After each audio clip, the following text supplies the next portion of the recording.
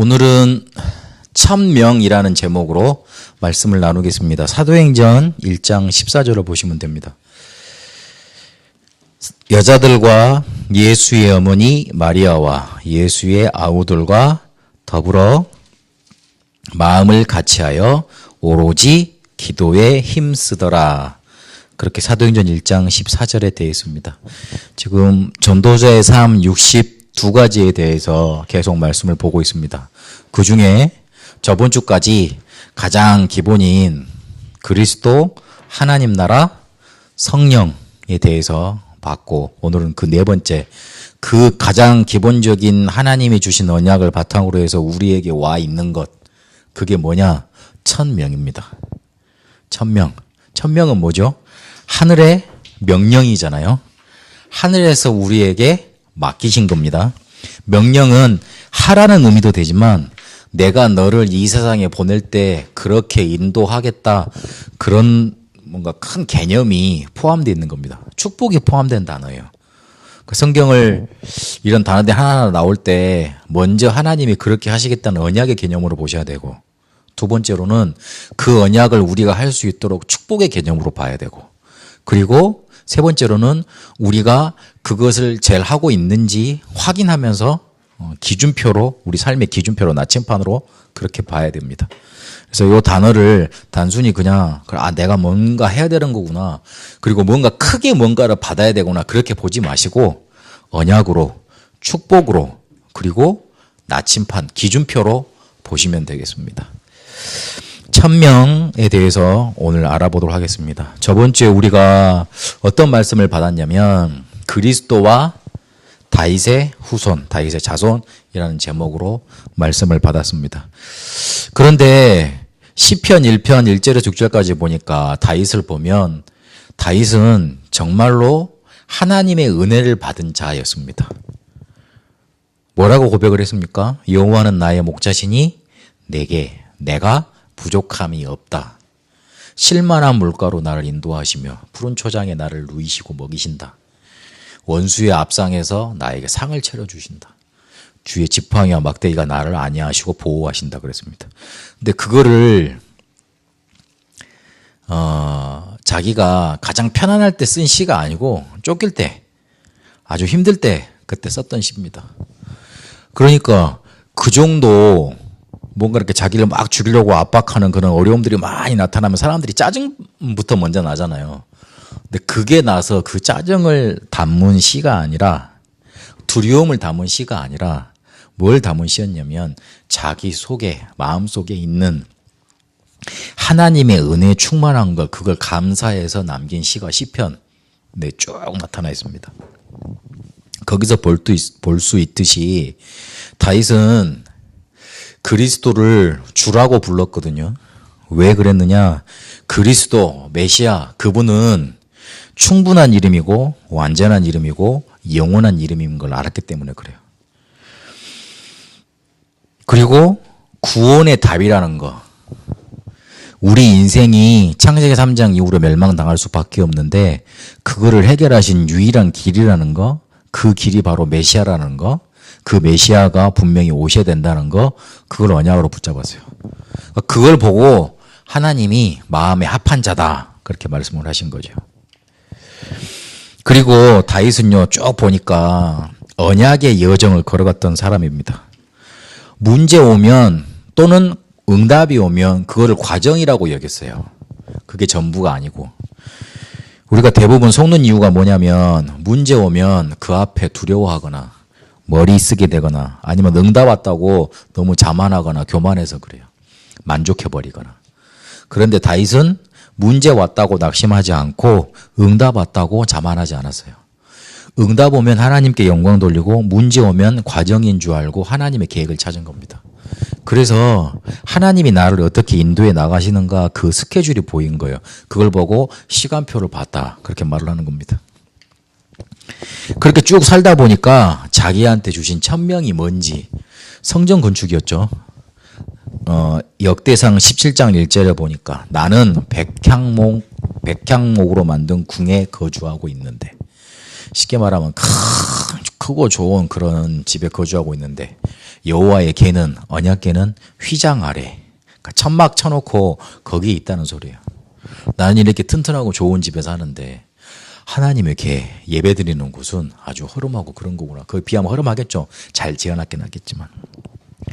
그래서 자기 생을 어디에 드려야 하는지, 자기가 왜 왕이 되어야 됐는지, 자기가 왕이 되면 하나님께서 그 왕을 통해 하시고자 하는 일이 무엇인지 정확히 알았던 사람이에요. 다시 돌아가서 어떤 답이 있었기 때문에요? 마음속에 하나님의 은혜가 있었기 때문에. 그 하나님의 은혜는 뭐죠? 그리스도를 통해서 구원받을 수 있다. 그리스도만 우리에게 구원이 된다. 딱 그 구원의 언약을 제대로 붙잡은, 그게 인생 답으로 난 그런 사람이었습니다. 그런데 그 모르는 바리새인들은 그리스도가 다윗의 자손으로 왔다 그래서 다윗만 더 크게 보고, 그래 우리 대단한 다윗, 그리스도를 오게 하셨어, 우리 혈통이 대단한 혈통이야, 메시아가 오신 혈통이야, 그러면서 종교적 율법적인 것만 따졌잖아요. 예수님이 그걸 뭐라 그러신 거라. 다윗은 정작 그리스도를 보고 구원받고 그리스도를 주라 했는데, 그렇게 그리스도로 답을 냈는데 왜 니네들은 그 다윗이 붙잡은 그리스도란 답은 모르고 다른 율법적이고 종교적인 거 가지고 그것만 크다 그러느냐, 그렇게 말씀하신 겁니다. 결국 겉에 것만 보니까 본질은 보지 못하니까 뭘 모르냐면, 천명 하나님이 나를 이 세상에 보내셨을 때 너는 이거 하고 와라 한 그 사명과 축복, 그 다음에 내가 삶의 망향판, 나침판, 그거는 다 잃어버리고 살아가게 되는 겁니다. 그래서 성경에 자세히 사람들을 쳐다보면, 응답받은 사람들을 쳐다보면 미래를 미리 봤습니다. 미래가 어떻게 된다고 성경에는 기록되어 있습니까? 마태복음 24장 25장에 예수님이 미래에 대해서 말씀하셨습니다. 지상 천국이었습니까? 아니죠. 첫 마디가 그거였어요.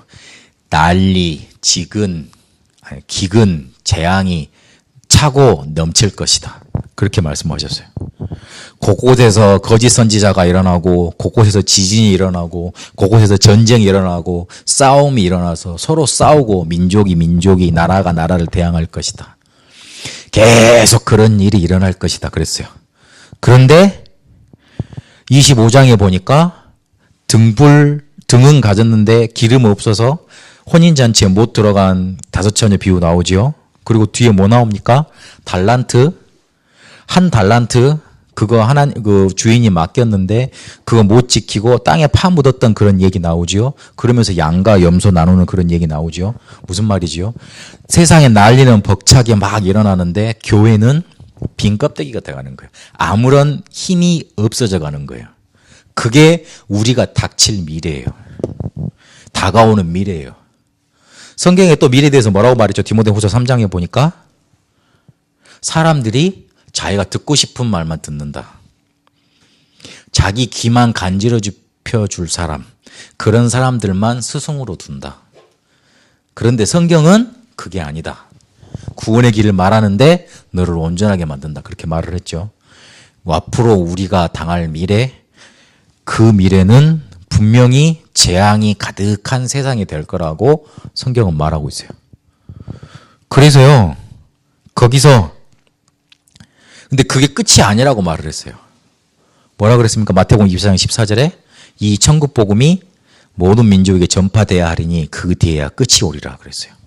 그러면 계속 많아진다는 소리예요. 복음화 되기 전까지는. 7명의 렘넌트들이 똑같은 상황을 봤어요. 자기 시대, 그리고 앞으로 이어질 시대에 7 재앙이 엄청나게 들이닥칠 거라는 걸 미리 봤습니다. 그래서요, 영적인 서밋, 기능 서밋, 문화 서밋, 가장 높은 곳에, 실제로도 높은 곳에 올라가서 뭘 바라봤냐면 이게 어떻게 흘러갈까, 흐름을 딱 쳐다본 거예요. 높은 곳에 가서 보면 그 사람들이 어떻게 막 도로에서 왔다 갔다 하는지, 그 다음에 어디서 어디로 가는지 그 여정이 다 보이잖아요. 앞으로 우리 민족이 어떻게 흘러갈 것인지, 이 흐름이 어디서 끝나고 어떻게 될 것인지 그 흐름이 보인 거예요.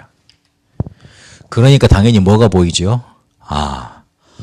하나님의 말씀을 전달해야 될 교회가 힘을 잃어버렸구나.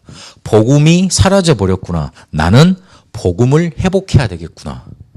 하나님이 나한테 맡기신 사명은, 천명은 바로 복음을 회복하는 거구나. 그렇게 깨달았던 겁니다. 성경에 우리의 미래에 대해서 정확히 알려주셨습니다. 우리에게도 천명 볼 수 있는 말씀을 주셨어요. 성경의 렘넌트 7명처럼. 그래서 그 천명 가진 사람은 언약을 붙잡아야 됩니다. 그 천명이 뭐하고 연결되어 있기 때문에 그렇습니까? 미래가 재앙당할 수밖에 없다는 걸 알고 천명을 우리에게 주셨기 때문에 그래요. 그 미래가 뭘로 망해간다 그랬죠? 복음 없어서 재앙으로 망해간다 그랬죠? 망할 수밖에 없다 그랬죠? 그거 살리기 위해서 우리에게 천명을 주신 거예요. 쉽게 말하면 복음 없어져 갈 수밖에 없기 때문에 우리를 전도운동에 부르시고 복음운동에 부르시고 베트남 살리라고 부르신 거예요. 그러려면 우리 힘으로 그걸 감당할 수 있겠어요? 언약 붙잡아야죠. 그 언약이 뭐냐? 우리 색 주간에 봤던 그리스도만이 정답입니다. 그리고 하나님의 나라 우리에게 임해야지만 문제가 해결이 됩니다. 해답. 성령 충만 우리에게 임해야지만 실제로 일이 됩니다. 그래서 응답. 요 언약을 우리가 가지고 있고 붙들어야 되고 누려야 됩니다. 그리스도 외에는 사람을 살릴 길이 없어요. 그리스도 외에는 다 거짓말이에요. 정답. 하나님의 나라가 임해야지만 뭔가 일이 해결이 돼요. 그전까지는 이상하게 뭔가 안 돼. 하나님의 나라가 내게 임해서 흑암 나라가 싹 무너져 버려야 돼요. 해답. 성령 충만의 역사가 우리에게 일어나야지만 실제로 그때부터 일이 되기 시작하고 뭔가 힘있게 뭔가 확 일어나는 거예요. 그래서 응답. 그렇습니다.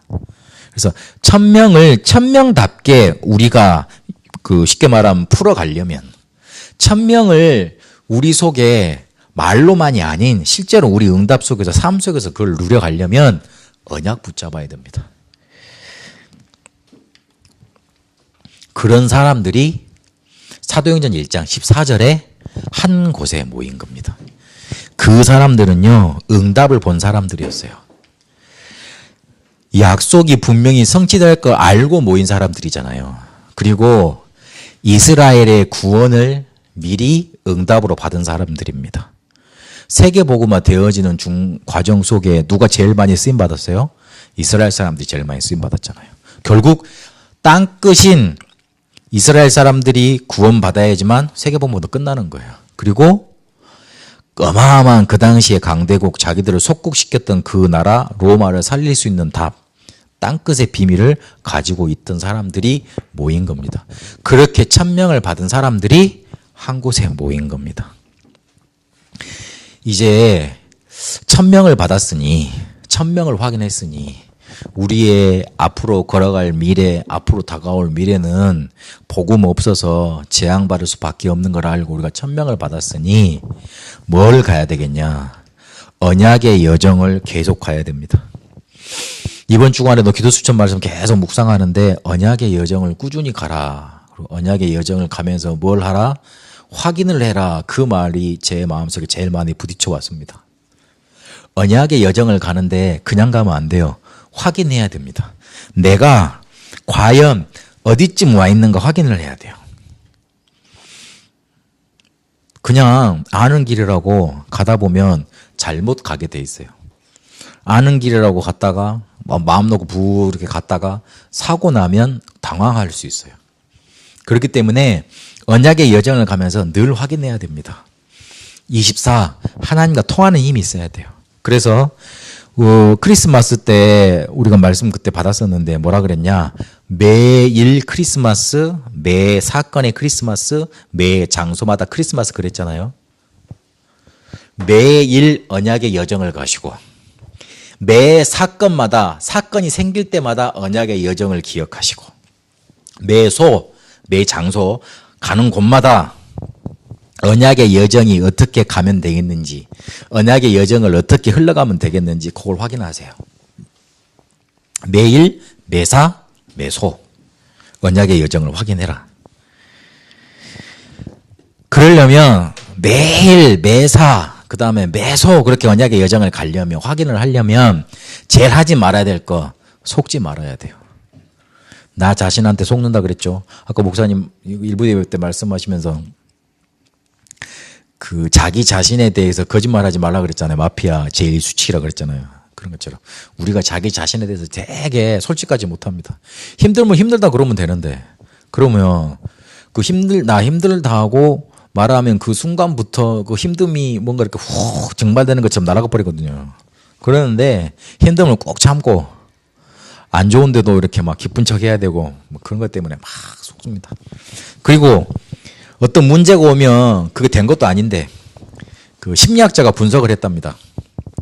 우리가 평소에 하는 생각을 다 분석을 해봤더니만 50%는 아직 이루어지지도 않을 미래의 걱정, 40%는 헛생각, 진짜 관련된 거는 10%밖에 없어. 근데 그 10% 중에 9개도 쉽게 말하면 별로 이렇게 관계가 없는 거예요. 그러니까 100개 생각을 하면 99개는 아직 이루어지지도 않았고 오지도 않았고 그다음에 되지도 않았고 공상적인 거고 별로 이렇게 쓸데없는 것들이에요.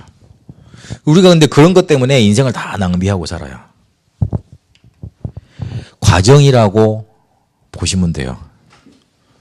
문제가 오든 그리고 어떤 사건이 오든 아니면 되게 일이 잘 되든 응답이 오든 그거는 뭐라고요? 과정입니다. 우리에게 주신 언약이 이루어져 가는 과정이에요. 그러면 마지막으로 답을 맺자면 왜 언약의 여정을 계속 강조하시고 그 언약의 여정을 확인하라고까지 합니까? 우리 그냥 예배 잘 드리고 언약의 여정 잘 가고 있는 것 같은데 왜 그러느냐? 확인을 해야지 확신이 생기죠. 아, 내가 잘 가고 있구나. 아, 내가 언약의 여정 속에 있구나.